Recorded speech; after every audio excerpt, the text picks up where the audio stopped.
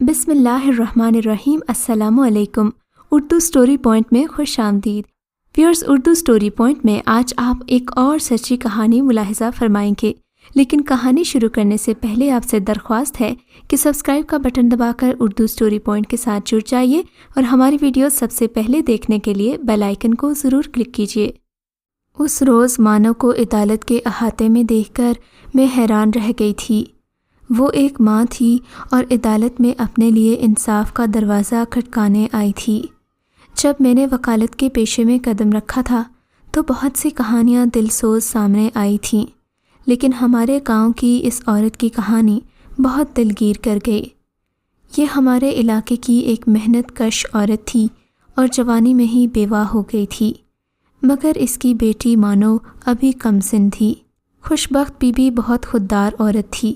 اپنی بچی کی پرورش کی خاطر اس نے زندگی بھر محنت کی، مگر کبھی کسی کے آگے ہاتھ نہیں پھیلایا۔ خوش بخت بی بی کے شوہر کا نام عیسیٰ خان تھا اور وہ شہر کے کسی دفتر میں نائب کاسب ہوا کرتا تھا۔ ایک دن ڈیوٹی پر گیا اور شام کو سائیکل پر لوٹ رہا تھا کہ ایک بھاری ٹرک نے اسے کچل کر رکھ دیا۔ وہ بیچارہ وہیں پر ختم ہو گیا۔ عیسیٰ خان کوئی امیر آدمی نہیں تھا۔ گاؤں میں ایک مکان اور تھوڑی سی زمین تھی اور ایک گائے بھی تھی، بس یہی اس کا کل اثاثہ تھا۔ غلہ سال بھر کا اپنی بارانی زمین سے مل جاتا اور تنخواہ سے باقی خرچے پورے ہو جاتے۔ یوں یہ مختصر کنبھا سکون کی زندگی بسر کر رہا تھا۔ دیہات کے سادہ ماحول میں لوگ مل جل کر رہتے تھے اور دکھ سکھ میں سب شریک ہوتے تھے۔ عیسیٰ خان محنت کرتا تھا اور اپنے کنبے کا وزن خود اٹھا رہا تھا، کسی پر بوجھ نہیں تھا، لیکن زندگی بے وفا نکلی۔ مرنے والا مر گیا، بیوی اور اکلوتی معصوم بچی کی دنیا اندھیری کر گیا۔ کچھ عرصہ تک بیچاری خوش بخت بی بی حواس باختہ رہی، پھر اللہ نے اسے صبر دے دیا۔ مانو بہت ذہین تھی، ان دنوں 5ویں جماعت میں تھی۔ خوش الحانی سے اسکول کی تقریبات میں حمد اور نعتیں پڑھتی تو سب لڑکیوں میں نمایاں ہو گئی۔ استانی جی بہت خیال رکھتی تھیں۔ باپ کے ذہن کو معصوم ذہن نے اس قدر محسوس کیا کہ اس کی آواز میں رقت اور غم پیدا ہو گیا۔ مانو کو دنیا کی اونچ نیچ کا کچھ پتہ نہیں تھا اور نہ ہی اسے زمانے کی ہوا لگی تھی۔ گھر سے اسکول اور پھر اسکول سے گھر، یہاں تک زندگی کا سفر محدود تھا۔ باپ اور ماں بھی نیک دل اور نیک طبیعت تھے۔ گاؤں میں کسی سے شکر رنجی نہ تھی، نہ ہی کسی کو ان سے شکایت تھی، اسی لیے گاؤں والے ان کا خیال رکھتے تھے۔ خوش بخت بی بی کا ایک جیٹھ تھا، مگر وہ بہت پہلے تنگ دستی سے تنگ آ کر ولایت چلا گیا تھا، اسی لیے اس نے اپنے حصے کی زمین بیچ دی تھی۔ اسے پڑھنے کا شوق تھا اور FSC کے بعد ایک ٹیکنیکل کورس کیا تھا اور شہر کے ہسپتال میں ایکس رے ٹیکنیشین بھی ہو گیا تھا، مگر پھر ایک دوست کے ذریعے ولایت کے لیے ویزا اپلائی کیا۔ اللہ نے ساتھ دیا، دوست نے مدد کی اور اس کے باہر جانے کی آرزو بھر آئی۔ اس کا نام وسیم خان تھا اور اسے وطن چھوڑے برسوں ہو چکے تھے۔ وہ پھر نہیں لوٹا، البتہ اپنے بھائی عیسیٰ خان سے کبھی کبھی رابطہ رکھتا تھا۔ جاتے وقت اپنی بیوی اور بیٹے کو عیسیٰ خان کے سپرد کر گیا تھا۔ ولایت جا کر عرصے تک اس نے بیوی اور بیٹے کی خبر نہیں لی تو بیچارے مشکلات بھری زندگی گزارنے پر مجبور ہو گئے۔ ایسے میں خوش بخت نے ہی سعدیہ اور اس کے بیٹے کو سہارا دیا اور اپنے گھر پر رکھا، ان کی ضرورتوں کا بھی خیال رکھا۔ میاں بیوی خدا ترس تھے، انہوں نے اس کے بیٹے کو پڑھانے کی بہت کوشش کی، مگر وہ تو نکما تھا اور پڑھائی میں دلچسپی نہیں لیتا تھا۔ عیسیٰ کے انتقال کے بعد تو وہ بالکل ہی آوارہ ہو گیا اور اسکول بھی چھوڑ دیا۔ انہی دنوں وسیم خان نے گاؤں کے نمبردار سے رابطہ کیا اور اپنے کنبے کو بلانے کا عندیہ دیا، کچھ رقم بھی ان کے لیے بھجوانے لگا۔ یوں ایک روز نمبردار کی کوششوں سے یہ دونوں وسیم کے پاس ولایت میں چلے گئے۔ اب وسیم خان ولایت میں سیٹ ہو گیا تھا اور اس کی آمدنی کافی تھی، مگر اس نے بیوہ بھابھی کا کبھی خیال نہیں کیا اور نہ ہی کوئی مالی امداد کی، بلکہ رابطہ بھی نہیں کیا۔ البتہ نمبردار سے رابطہ رکھتا اور فون پر بات چیت کرتا رہتا تھا۔ اس کی زبانی اسے اپنی بھابھی کے حالات معلوم ہوتے رہتے تھے اور بھابھی بھی اپنے جیٹھ اور جٹھانی کے حالات معلوم کرتی رہتی تھی۔ وقت گزرتا کیا مانو جوان ہو گئی۔ خوش بخت کو اس کی شادی کی فکر ستانے لگی۔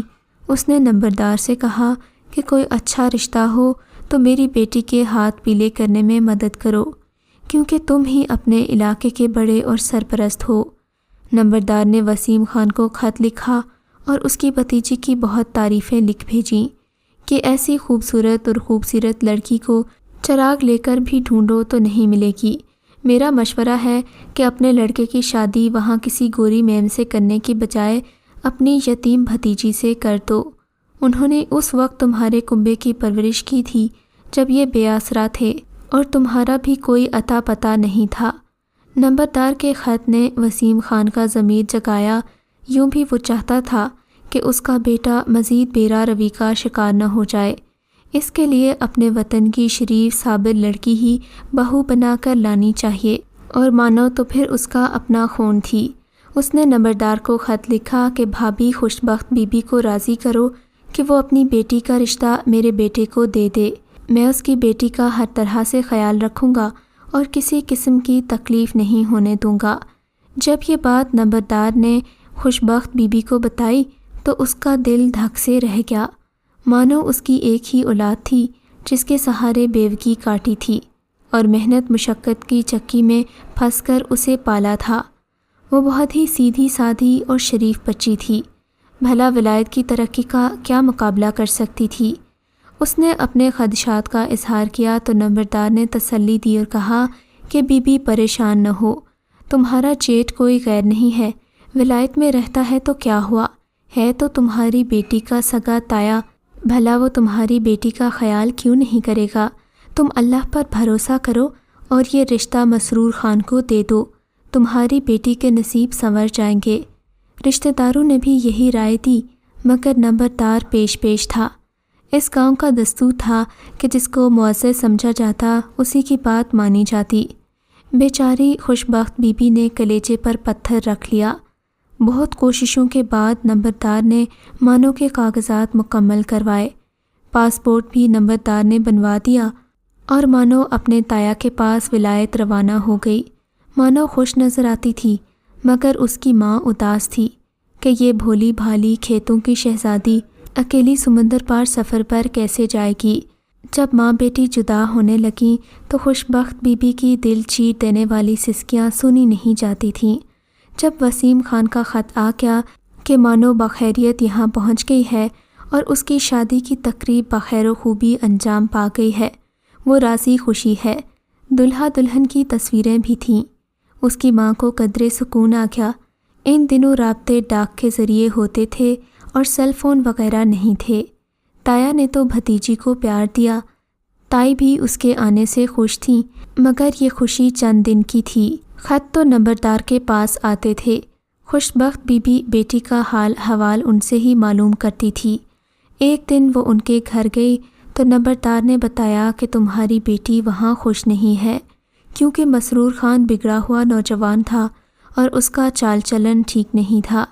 یہ سن کر ماں کے دل پر ایک بار پھر صف ماتم بچ گئی۔ یہی بچی تو اس کا سرمایہ حیات تھی اور اس کی آس پر سانس کی ڈوری اٹکی ہوئی تھی۔ اس کی جدائی سے وہ مرجھاتی جاتی تھی۔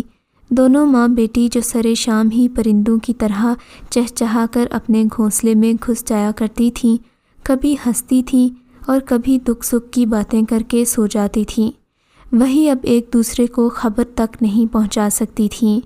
خوش بخت بی بی کو ہرگز گوارا نہیں تھا کہ اپنی اکلوتی بیٹی کو خود سے جدا کر کے اتنی دور پردیس میں بہا دے، لیکن نمبردار اور کچھ گاؤں والے مصر ہو گئے تھے کہ بھتیجی کا رشتہ اس کا تایا مانگ رہا ہے تو پھر انکار کیسا۔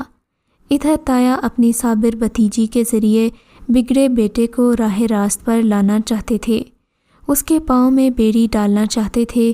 وہ ایک گوری کے ساتھ شادی کے بغیر رہ رہا تھا، باپ بیٹے کو اس گناہ آلود زندگی سے بچانا چاہ رہا تھا، مگر مسرور خان کو اس معاشرے کی برائیوں سے کوئی نہیں بچا سکا۔ وہ کم سن تھا جب ماں کے ساتھ یہاں پر آیا تھا، باپ نے اسکول میں داخل کروا دیا ذہین تھا، تعلیم میں ممتاز ہو کر اسکول کے بگڑے ہوئے بچوں میں مشہور ہو گیا۔ وہ باکسنگ اور فٹ بال میں نمایاں تھا، اسٹریٹ فائٹ میں 2-4 مارکے کر لیے تو ایک لوفر گروپ کا لیڈر بن گیا۔ ایک رومان پسند لڑکی جو ایسے ہی لوفر ٹائپ لڑکوں کو پسند کرتی تھی اس پر مر مٹی اور دونوں میں دوستی ہو گئی، لیکن والدین نینسی کو بہو بنانے کے سخت خلاف تھے۔ وہ اس سے عمر میں بھی بڑی تھی اور ٹھیک لڑکی نہیں تھی۔ بیچاری مانو ان باتوں سے بے خبر تھی۔ وہ ڈری ڈری رہنے لگی اور کسی سے کچھ نہیں کہہ سکتی تھی۔ ایک رات اس کا شوہر اپنی انگریز محبوبہ کو گھر لے آیا۔ ماں باپ سو رہے تھے۔ مسرور خان اور نینسی نے خوب نشہ کر رکھا تھا۔ اس نے گوری سے کہا، تم تو بیوٹیشن ہو، میری بیوی کو بھی اپنے جیسا خوبصورت بنا دو، اپنے جیسے اس کے بال تراشو، یہ دیہاتی لڑکی ہے، اس کو ماڈرن دنیا کی ڈریم گرل بناؤ۔ وہ تو نشے میں چوت تھی۔ اس نے پرس سے کینچی اور استرا نکالا اور مسرور نے اپنی بیوی کو پکڑ لیا۔ اس کے بال تراشے جانے لگے، یہاں تک کہ نینسی نے اس کو گنجا بنا کر رکھ دیا۔ اس کو اپنا ہوش نہیں تھا، وہ بھلا کب اس کی بیوی کی تراش خراش کرتی۔ بیچاری مانو زیادہ مزاحمت بھی نہیں کر سکی کہ کہیں نشے کے عالم میں یہ دونوں اس کے گلے پر اس طرح ہی نہ پھیر دیں یا کینچی سے زخمی کر دیں۔ خاموشی سے اپنے سر کی درگت بنواتی رہی۔ صبح سر لپیٹے آئی اور تایا کو اپنے بال دکھائے۔ بری طرح رو رہی تھی کہ آپ کے بیٹے نے میرا کیا حشر کیا ہے۔ پاؤں پکڑ کر بنتی کرنے لگی کہ مجھے پاکستان واپس بھجوا دیں، میں اس کے ساتھ زندگی گزار نہیں سکتی۔ تایا نے اس کو تسلی دی کہ وہ اسے جلد پاکستان بھجوائے گا، مگر وہ اس واقعے کا کسی سے ذکر نہ کرے۔ اس واقعے کے بعد وسیم خان نے بیٹے کو بھی گھر سے نکال دیا اور مانو کو پاکستان بھجوا دیا۔ نمبردار کو اس کے آنے کی اطلاع کر دی اور وہ گاؤں کے 2 بزرگوں کے ہمراہ شہر کے ایئرپورٹ سے مانو کو لے آئے۔ جب وہ گاؤں آئی تو اس کا حلیہ دیکھ کر گاؤں میں یہ بات آگ کی طرح پھیل گئی کہ مانو بی بی ولایت سے گنجی ہو کر آئی ہے۔ گاؤں والوں کے لیے یہ خبر صدمے اور بے عزتی کا باعث تھی کہ ان کے گاؤں کی لڑکی کو فرنگی ملک میں ایسی بے عزتی کی گئی۔ وہ غصے سے کھولنے لگے۔ ان سے بیوہ عورت کا دکھ دیکھا نہیں جاتا تھا، اور سونے پر سہاگا یہ کہ جب مانو وطن آئی تو وہ امید سے تھی۔ ہر کوئی خاموش ہو گیا۔ اس نے کچھ ماہ بعد ایک بیٹے کو جنم دیا جس کا نام سمندر خان رکھا گیا۔ خوش بخت بی بی تو پہلے دکھ کی ٹوکری نہ اٹھتی تھی، یہ بوجھ اور بڑھ گیا تھا، مگر نواسا تھا، پیارا لگا تو سینے سے لگا لیا۔ وقت کے ساتھ ساتھ بچہ بڑا ہوتا گیا۔ وہ گاؤں کی گلیوں میں کھیلتا، درختوں اور کھیتوں کے درمیان دوڑتا پھرتا۔ سبھی کہتے تھے کہ یہ بڑا ہو کر اپنی ماں اور نانی کا سہارا بنے گا۔ جب وہ 8 سال کا تھا تو ایک دن اچانک اسکول سے غائب ہو گیا۔ خوش بخت اور مانو تو جیتی تھیں اور نہ مرتی تھیں۔ کوچا کوچا گلی گلی سب ڈھونڈے مگر نہیں ملا۔ دونوں ماں بیٹی روتی ہوئی نمبردار کے پاس گئیں تو تب اس نے بتایا کہ اس کو تو اس کا باپ لے گیا ہے۔ تم لوگ فکر نہیں کرو، تمہارا لڑکا کہیں نہیں گیا، وہ اپنے باپ کے پاس ہے۔ قانون بھی لڑکے کو 7 سال کی عمر کے بعد باپ کے حوالے کر دیتا ہے۔ اچھا ہے کہ ولایت میں پڑھ لکھ جائے گا، یہاں گاؤں میں رہ کر کیا کرے گا۔ یوں وہ اپنے بیٹے کا کیس لے کر میرے پاس آ گئی تھی۔ بتاتی چلوں کہ میرا ابتدائی بچپن گاؤں میں بیتا، پھر ہم تعلیم کی خاطر شہر آ گئے۔ یہاں میں نے وکالت کی اور پریکٹس میں آ گئی تھی۔ بھائی بھی وکیل بن گئے اور مجھے وکالت کا پیشہ پسند تھا۔ میں نے خوش بخت بی بی اور مانو کی ساری بات سنی اور تسلی دی کہ میں تمہاری وکیل بنوں گی، لیکن رات بھر سوچتی رہی کہ بچے کو ماں جنم دیتی ہے اور بغیر بتائے اسے باپ لے اڑتا ہے۔ علاقے کے طاقتور لوگ بھی اسی باپ کی مدد کرتے ہیں کہ پھر باپ بیٹے کو اتنی دور لے جاتا ہے کہ ماں اسے دیکھ بھی نہیں سکتی۔ یہ کیسی بے انصافی ہے کہ 7 سال جس باپ نے اپنی اولاد کی خبر تک نہیں لی تھی وہی اس کا وارث کہلانے لگا۔ مانو جب بھی میرے پاس آتی روتی اور پوچھتی کہ میرا بیٹا کب ملے گا۔ میں اسے کہتی کہ ضرور مل جائے گا، ہم کیس لڑیں گے، تم ہمت نہ ہارو۔ مگر میں اس پگلی کو کیسے سمجھاتی کہ یہاں عورت کا نہیں مرد کا زور چلتا ہے، کیونکہ یہ معاشرہ مرد کا ہے۔ جو بھی علاقے کے معززین ہیں وہ مرد ہی کا ساتھ دیں گے، تمہارا نہیں۔ اگر آپ کو یہ کہانی اچھی لگی ہے تو اس ویڈیو کو ضرور لائک کیجیے اور کامنٹ سیکشن میں اپنی رائے کا اظہار ضرور کریں۔ اس طرح کی مزید کہانیاں سننے کے لیے اردو سٹوری پوائنٹ کو سبسکرائب کریں۔